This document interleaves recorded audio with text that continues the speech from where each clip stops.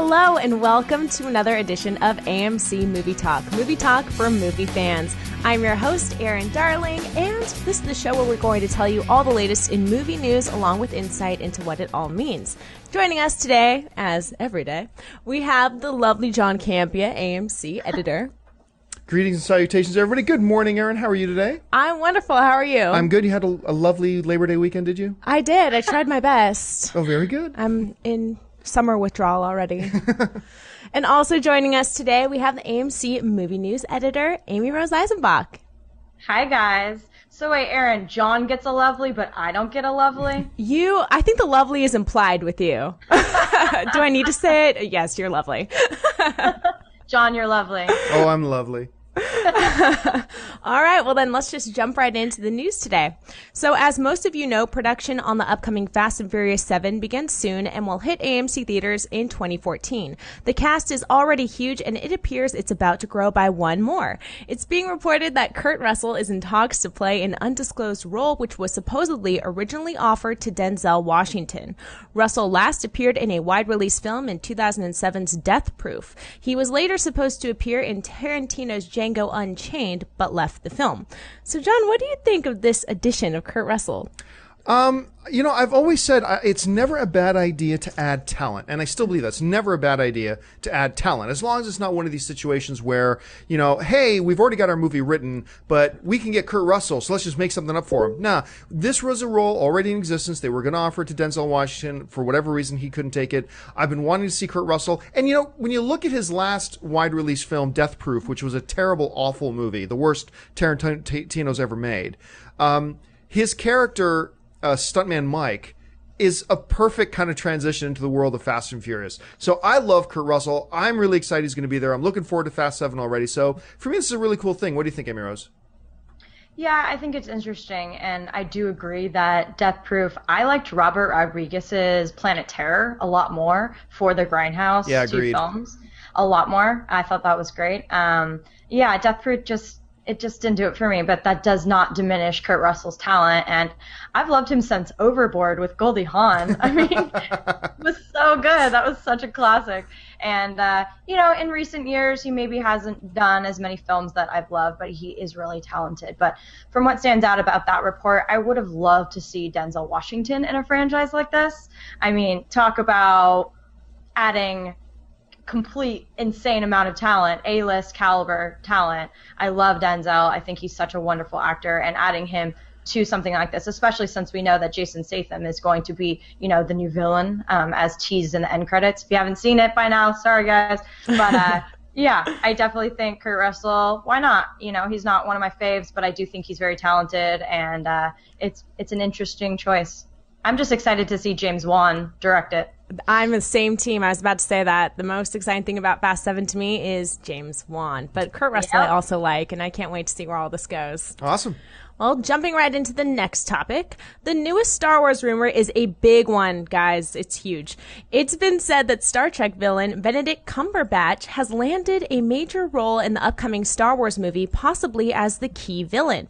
Now, Cumberbatch is most well known for his role as Sherlock Holmes and will be heard as the voice of the dragon Smaug in the upcoming The Hobbit, The Desolation of Smaug, which hits AMC theaters in December. So, John, could there be any truth to this Cumberbatch rumor? Are we going to see him in Star Wars? The interesting thing about this Cumberbatch rumor, now look, first of all, this is still rumor. Let's keep that straight. There's no official word. Let's keep that straight. But the reason there are rumors and then there are rumors, okay? There are three pretty key things that I think gives this rumor a little bit of weight that at least makes us have to consider it, okay? Number one, it's not coming from a source that is known to put out a lot of bullcrap. All right. So we know that it's not a source that's known for breaking a lot of news, but that's actually going in its favor. This is a site. It's coming from a site, and the name of the site is eluding me right now. But I remember I was reading it earlier. It's not a site that's known for putting out scoops, true or false, at all. And so it's got that going for it. The second thing it has going for it is the fact that we know that Benedict Cumberbatch just finished working with J.J. Abrams already in Star Trek Into Darkness as a very really cool villain in Khan. I think he played a great Khan. He took a character that is impossible to play because of Ricardo Montalban and what he did with it, and yet he found a way to make Khan his own. And I think that was really admirable what he did, and there's a lot of talent there. Apparently they loved working together, so it's also got that going for it. The third thing that this rumor has going for it is just last week, we talked about on this show how Benedict Cumberbatch has just walked off the more recent, or the newest Del Toro film, Guillermo del Toro's new movie that he's going to be rolling up and shooting here sometime early in the new year. And no explanation was given as to why he was leaving.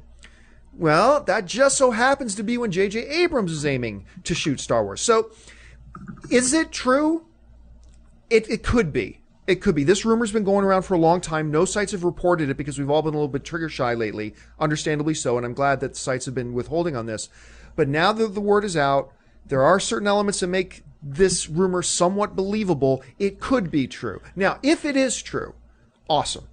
And the word is he'd be playing a villain. Can you see Benedict Cumberbatch as a Sith Lord?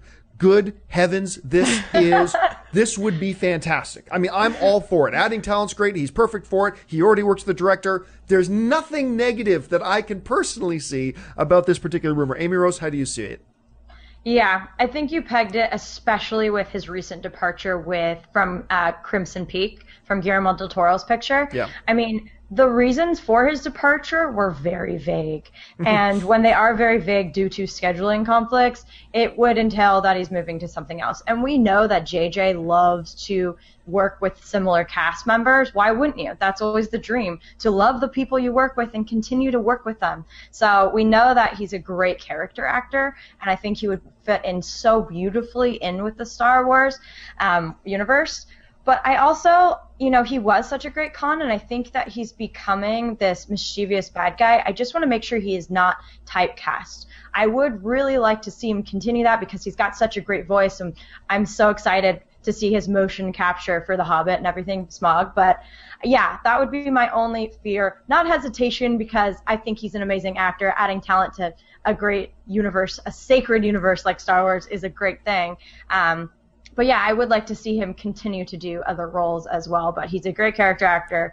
In J.J. Abrams we trust. I'm so excited to see what he's going to do with this. And as you said, all the elements are kind of pointing to, the stars aligning that this could be true. But again, until it's in stone, in ink, said from the studio, J.J. or Benedict himself, we will take it just as a rumor. But I would be all for this because he's very, very talented. All right. Well, folks, we've reached that part of the show for buy and sell. Here's how this is going to work. In front of her, Erin's got a few other items in the world of movie news. She's going to run them down for us. Then Amy Rose and I are simply going to say whether we buy it or sell it. So, Erin, what do we got? The upcoming Thor sequel, Thor: The Dark World, hits AMC theaters everywhere on November 8th, but there is already a lot of speculation about what we may see in the film. In a recent interview, actor Tom Hiddleston, who plays Thor's brother Loki, was asked about his future in the Marvel Universe, since we already know Loki does not make an appearance in the upcoming second installment of The Avengers. Hiddleston said the following: "I do feel like there's some unfinished business between Loki and the Hulk. I feel like he didn't get a fair fight. Who knows? You'll have to see what happens in the Dark World to find out where Loki finishes up." So, Amy Rose, buy or sell Hiddleston's comments?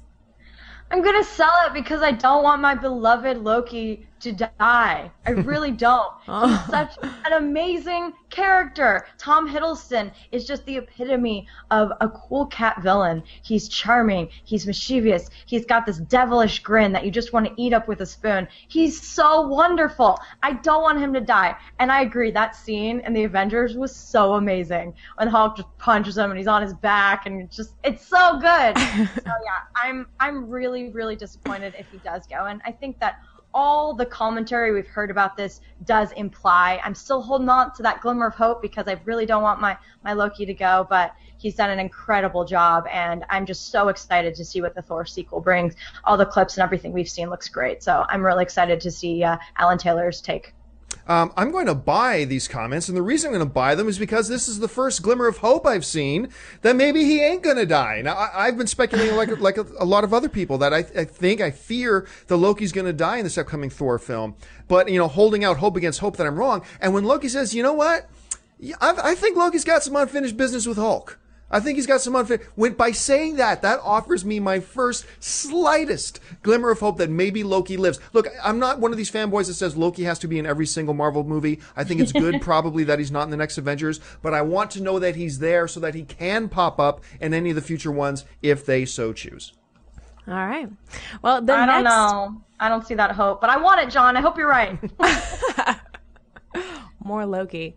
The first official trailer for the upcoming Seth Rogen, Zac Efron film Neighbors has hit the web. The film is about a young couple suffering from arrested development who are forced to live next door to a fraternity house after the birth of their newborn baby, aka my personal nightmare.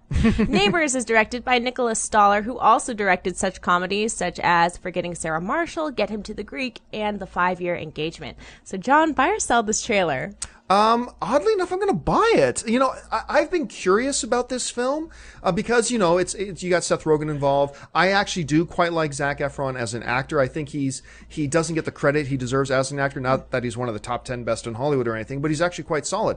But I didn't know that this would kind of pan out. I watched the trailer this morning. I'm like, you know what, this is pretty funny. And one of the other cool things about it, too, is I was watching that trailer, you see in the corner, like, first of all, there's, you know, it's got the dorm life and everything, too. But God. You see in the corner, you see Dave Franco. And also in the back, you see the mother effer himself, McLovin, Christopher Mintz-Plasse in the back as well. I didn't realize these guys were in this particular film. So I'm really excited that they're there. I thought the trailer looked pretty funny. So I'm not going to jump overboard about it just yet. But for now, for me, it's a buy. Amy Rose? Yeah, also buy.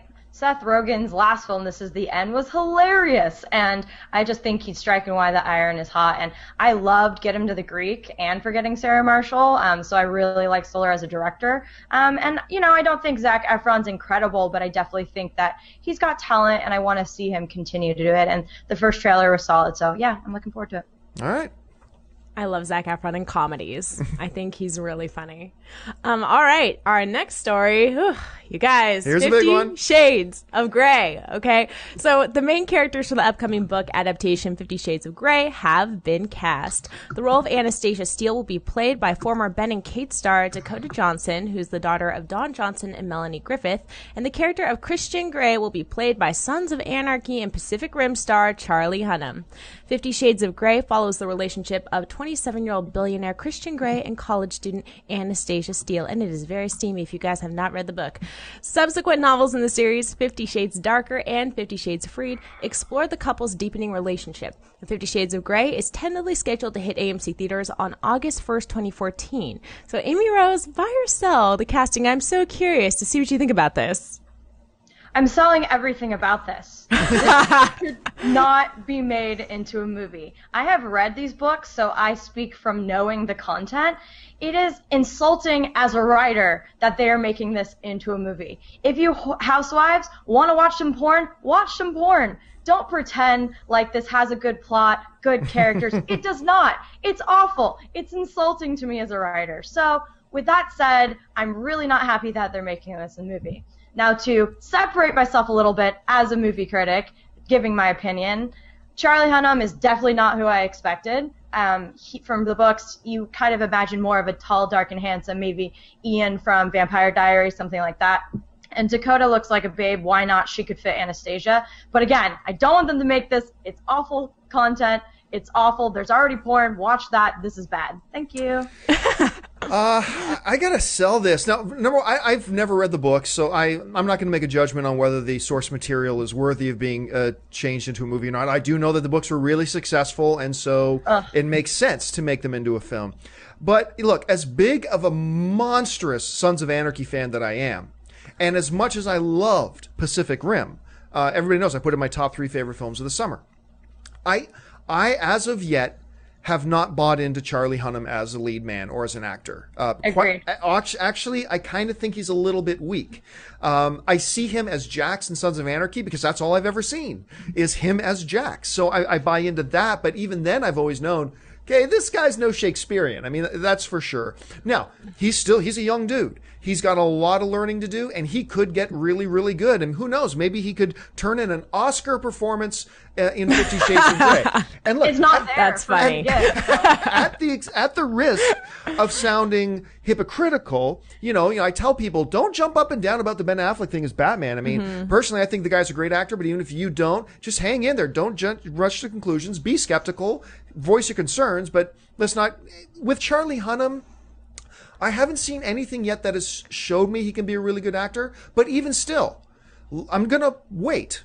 Like, my initial reaction is not a positive one, but that doesn't mean I'm not going to give it a chance. I will absolutely go to this film with an open mind and give it a chance. I'll take my preconceived notion that I don't think he's a very good actor yet, and I'll put that aside when I go and sit down and watch the movie, and we'll see how it turns out. But yeah, my initial reactions, unfortunately, got to be a sell. Yeah. He's pretty, but yeah, I haven't seen the chops yet either. I'm not crazy about either one of these choices, to be honest. I'm so ambivalent about Dakota Johnson. I haven't seen anything from her. I did.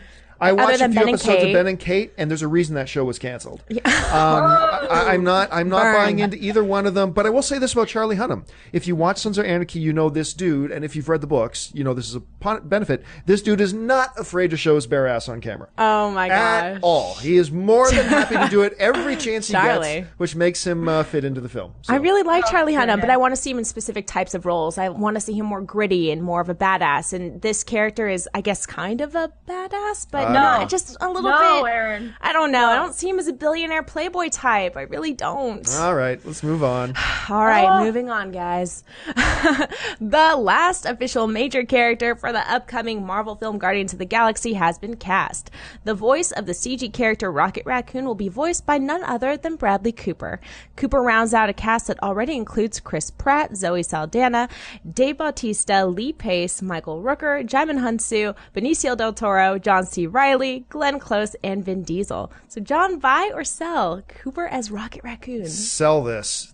This is ridiculous. Look, what a waste of talent, right? Absolutely. What a waste. Most people know I love Bradley Cooper. I've been a huge Bradley Cooper since he was back on Alias. When everybody wanted to talk about Michael Vartan, I'm like, whatever. This Bradley Cooper dude's the real deal. He's going to be awesome. And I love Cooper. I think he's a tremendous talent. But you nailed it. What a waste. This is the same objection I had about the idea of Vin Diesel voicing Groot. What's the point? If he's just going to do the voice, why not get a trained voice actor to do it? Now, with Vin Diesel, we later learned that it made a little bit more sense because they're working on a multiple character deal with Vin Diesel, where Vin Diesel is later down the line going to play a live action Marvel character in a future Marvel film. So that made sense a little bit. We have no indication that that's the situation here with Bradley Cooper. So what's the point in getting a talent like Bradley Cooper if he's just going to be doing the voice of Rocket Raccoon, which quite frankly, as much as I love Cooper as a live action performer, you could get a 10 times better voice performance out of trained lifelong voice actors who could do a great thing with it. So I love Cooper, but I just do not see the point at all in bringing him in to do a Rocket Raccoon. Amy Rose? I'm going to buy it. I'm coming around because he was just nominated for Best Actor for his work in Silver Linings. So who's to say he doesn't deserve to make the judgment call for his own career and say, hey, I want to shoot guns and voice a badass Rocket Raccoon. I mean, who's to say that he doesn't have that? Initially, sure, maybe I felt like it was a waste of talent, but obviously he knows what he's doing. It's an easy paycheck for him. It's a couple days of work, and he wants to be part of the Marvel Universe as a badass Raccoon. Why not? Good for you, Cooper. Do your thing if that's what you want to do. See, I got no problem with him agreeing to do it. I would agree to do it for sure. I have no problem for all the reasons you just said, Amy Rose. I have no problem with him accepting doing it. I just have no idea what Marvel is thinking, getting a talent like Bradley Cooper and then just having him do a voice character, which makes having Bradley Cooper kind of pointless. So I don't get it either. Yeah, that's but anyway, that's just me. Maybe we're gonna get a Rocket Raccoon spin-off and he'll get his own movie. Yeah. Maybe Rocket Raccoon turns into a real live boy like Pinocchio, and then he could be. I don't know. We'll see.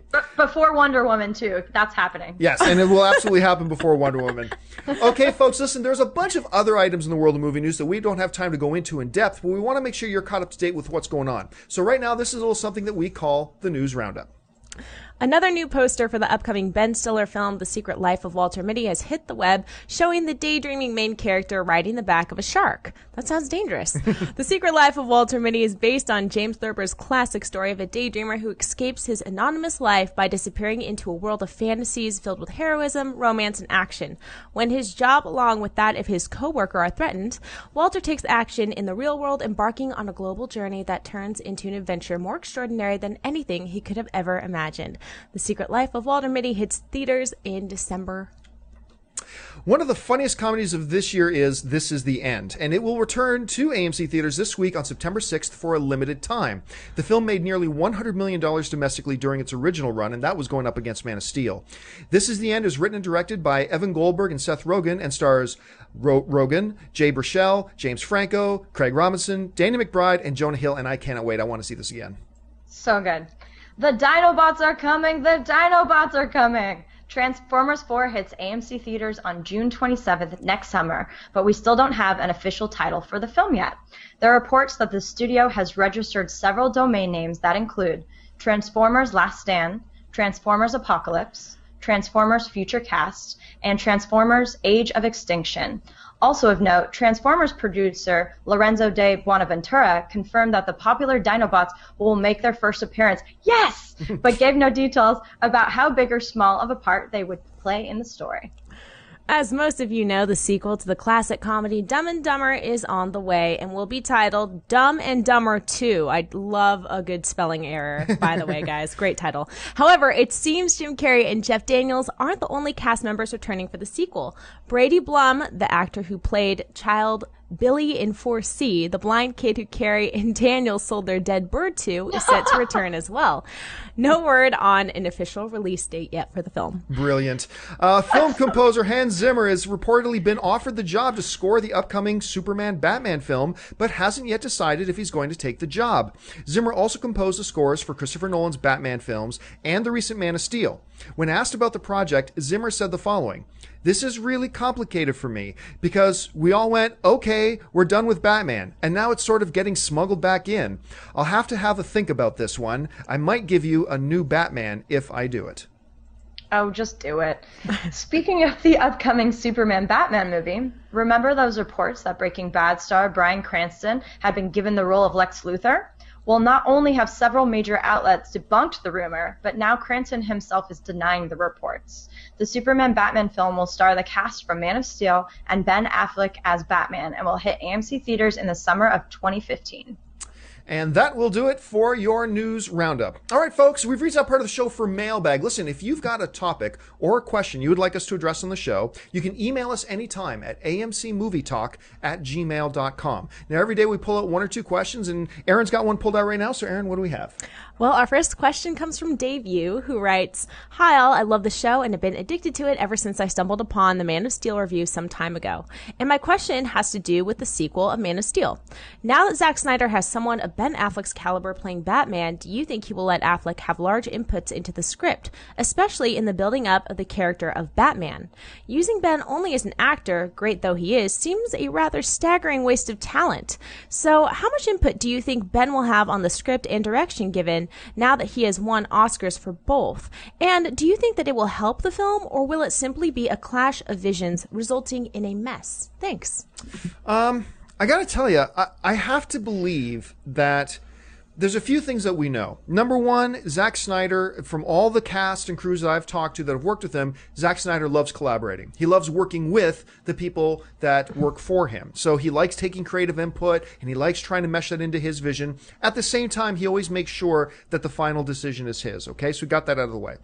Now, you're asking if Ben Affleck could have some input on the script, and could he have input in the direction? Well, like you mentioned, Affleck is just so happens to be an Academy Award-winning screenwriter and an Academy Award-winning, or at least his film has won Best Picture at the Academy Awards. And, the Directors Guild of America last year, all the directors in Hollywood, they voted Ben Affleck as the best director, which is telling. The other thing you have to keep in consideration is this. Ben Affleck knew when he accepted this role as Batman the type of backlash there would be and the type of opposition that he would face. knowing that he knew that he has to hit this out of the park. And so I have to believe, with so much riding on him personally, what this means, because you blow this, Affleck, you're done. You blow Batman, you are done. And I think he knows that. And so I have to believe, once again, I'm saying this is what I believe when I'm speculating. There's no facts to back this up, okay? Just my speculation. I have to believe that in agreeing to do this role, Affleck probably worked it out with Snyder that he was going to have some input, because he has to, because his career is hinging on this. But also keep in mind that Zack Snyder is the guy who first went after Affleck. I mean, trust me, Warner Brothers wanted Affleck all along, but Snyder took the initiative and went after Affleck as well. So I think Snyder is looking forward to working with Affleck, not just as an actor, but probably as a collaborator. While at the same time, as a director, I'm sure Ben Affleck understands the importance of making sure the director has final say in Zack Snyder. Mm-hmm. So I think they're going to work together. I think Snyder's going to turn to him for some guidance. I think Goyer will as well. But I think ultimately, at the end of the day, it's still going to be Snyder's film, and that's the way it should be. No matter how good Ben Affleck is as a writer or director, final call's got to be Snyder's, but I think they're going to work really well together. At least that's how I see it. Amy Rose, what do you think? Yeah, I think that you kind of nailed it with your question. It would be a whole waste of talent if they didn't. And, during our whole special, Ben Affleck as Batman, that was honestly my number one most optimistic point in Ben Affleck portraying this character, because he would have a finger on the pulse of the production. He's an amazing writer, an amazing director, and he's a good actor. I don't think he's as good of an actor as he is a director or writer, but as we've seen with The Town and Argo, he's getting better and better. But if he was not to have really much of a part in the production, and he was just to be Bats, honestly, I'd be a little disappointed, because when I first heard that, he wasn't even in my top 10. But I do think that he's incredibly talented, and he has evolved, and I really hope that he will take a greater part, because he's got it. I mean, he has the ability to take this DC universe to the next level, and Man of Steel opened the door in so many ways. And talk about a dream team. If we had Christopher Nolan, Zack Snyder, and Ben Affleck paving the way, Hans Zimmer creating the scores we love so much, I mean, the DC universe is going to finally stand up to Marvel and Disney. So I really think that they're not dumb. Warner Brothers, as we've said many times, is in the Ben business. They're distributing his next directorial effort again. They want to keep him on the lot. They want to keep him close. And Ben Affleck is not taking this lightly. He's going to fire on all cylinders for this. And as John, you mentioned, Zack Snyder is a collaborator. I think that's what makes him so good, because he's got a lot of strengths, more visually than the story. And I think that's where Ben would really help. So I'm really excited about this hopeful collaboration. And, I think that they're smart. They saw the whole value of, him being a triple threat and not just a pretty solid actor. So really hopeful that he will definitely contribute to the production in many ways. I really hope that he gets some input on the character, because Ben Affleck is not one of those actors that has that transformative ability to play any type of role, no matter what it is. He wouldn't fit in with certain types of period pieces, certain types of acting I don't think that he's capable of. And I really think if they make Batman close to Ben Affleck, the closer those two characters are, I think he'll actually do a really good job. Because you always see Ben Affleck in every role. Yeah, you do. You see a little bit of him, and that's fine. I mean, there's plenty of actors that have had successful careers that are just like that. And I think he could do it if he's able to have a say in that. Both of you. I think the only reason in some of his roles, I completely agree. But I think there are other roles that he's played where you just see Ben Affleck, because he is such a standout physical presence about what he is. But I'm telling you, when I watch The Town, to me, that wasn't Ben Affleck. To me, I watched The Town, and I forgot that was Ben Affleck. I watched Argo. I didn't see Ben Affleck. I saw him. A lot of his other ones, I do. But, anybody can make the same argument about George Clooney. Anybody can make the same argument. I mean, some of us say, no way. I see a different character every time I see George Clooney. Some people just see George Clooney. I always see George Clooney. I think there is an element, though, of celebrity that goes to that. But anyway, I'm not going to go into this. Maybe he'll be great. Maybe he'll be great. Maybe he'll be awful. All right, folks. Well, listen, we've reached the end of our time. Thank you so much for joining us. Listen, while I've got you, before you do anything else, take a second and click on that subscribe button. Become a subscriber for our AMC Movie News YouTube channel. Keep you up to date on everything going on in the world of movie news, and of course, our daily AMC Movie Talk show and our weekend AMC Mailbag show. Make sure you follow us on Twitter. Make sure you follow us on Facebook. If you want an audio-only version of this episode, look in the description of this video, and you'll find links to our iTunes and our Stitcher Radio. I want to thank, as always, first of all, our lovely host, Miss Erin Darling. Erin, where can people find you online? You can find me on Twitter at Erin A. Darling, YouTube, Erin Ashley Dean, Facebook, Erin Darling fan page. Thank you for having me, John. The editor of movie news for AMC Movie News, Miss Amy Rose Eisenbach. Amy Rose, where can people find you? At Amy Rosie on all the various social networks. And you can find me on Facebook, Twitter, Instagram, whatever, just at John Campea. Thank you so much for joining us, guys. My name is John Campea, and until tomorrow for AMC Movie News, bye-bye.